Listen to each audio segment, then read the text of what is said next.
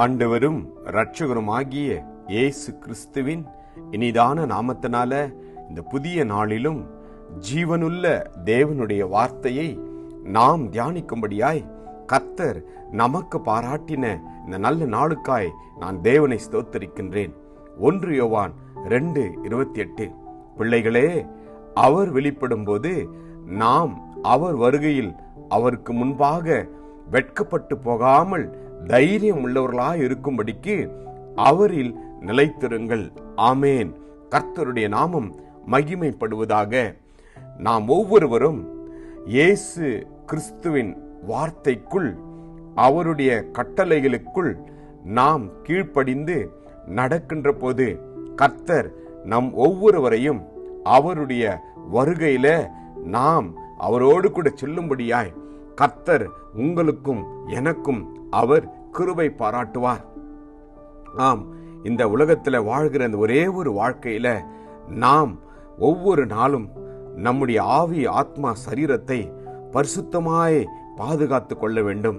நம்முடைய செயல்களில, நம்முடைய வார்த்தைகளில, நம்முடைய நடக்கைகளில, நம்முடைய பார்வைகளில எல்லாவற்றிலும் நாம் பரிசுத்தமாய் வாழும்படியாய் கர்த்தர் நமக்கு கிருபை பாராட்டும்படியாய் அவருடைய வார்த்தையை அனுதினமும் தியானித்து அவருடைய சித்தத்திற்கு நம்மை ஒப்பு கொடுத்து ஆவியானவர் நம்மை எப்படி வழிநடத்த விரும்புகிறாரோ அவருக்கு நீங்களும் நானும் கீழ்ப்படிந்து அவருடைய வார்த்தையின்படி நடக்க நம்மை நாம் அர்ப்பணித்துக் கொள்ள வேண்டும். வேதம் சொல்கின்றது, என்னில் நிலைத்திருங்கள், நானும் உங்களில் நிலைத்திருப்பேன். கொடியானது திராட்சை செடியில் நிலைத்திராவிட்டால் அது தானாய் கனி கொடுக்க மாட்டாதது போல நீங்களும் என்னில் நிலைத்திராவிட்டால் கனி கொடுக்க மாட்டீர்கள். ஆமேன். நாம் இந்த உலகத்தில் வாழ்கிற இந்த ஒரே ஒரு வாழ்க்கையில இயேசு கிறிஸ்துவுக்காய் வாழ நம்மை நாம் அர்ப்பணிக்க வேண்டும். நாம் அவருடைய வார்த்தையில நிலைத்திருக்கின்ற போது, அவருடைய வாக்குத்தத்தத்திற்குள் நிலைத்திருக்கின்ற போது, அவருடைய சித்தத்திற்குள் நிலைத்திருக்கின்ற போது கர்த்தர் உங்களையும் என்னையும் அவருடைய வருகையில அவர் நிச்சயமாய் எடுத்துக்கொள்வார்.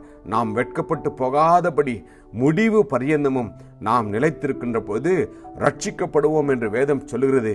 ஆம், அவருடைய வார்த்தையை நீங்களும் நானும் நேசிக்க வேண்டும். ஆம், வேதம் சொல்கிறது, நீங்கள் அவராலே பெற்ற அபிஷேகம் உங்களில் நிலைத்திருக்கிறது, ஒருவரும் உங்களுக்கு போதிக்க வேண்டுவதில்லை. அந்த அபிஷேகம் சகலத்தையும் குறித்து உங்களுக்கு போதிக்கிறது. அது சத்தியமாயிருக்கிறது, பொய்யை அல்ல. அது உங்களுக்கு போதித்தபடியே அதிலே அவரில் நிலைத்திருங்கள் என்று. ஆம், எனக்கு அன்பான தேவஜனமே, நாம் அவர் வருகின்ற போது இயேசு கிறிஸ்துவோடு கூட நாம் பரலோகத்திற்கு செல்ல அவருடைய வார்த்தைக்குள் நிலைத்திருப்போம். ஆவியானவர் நமக்கு உதவி செய்வார்.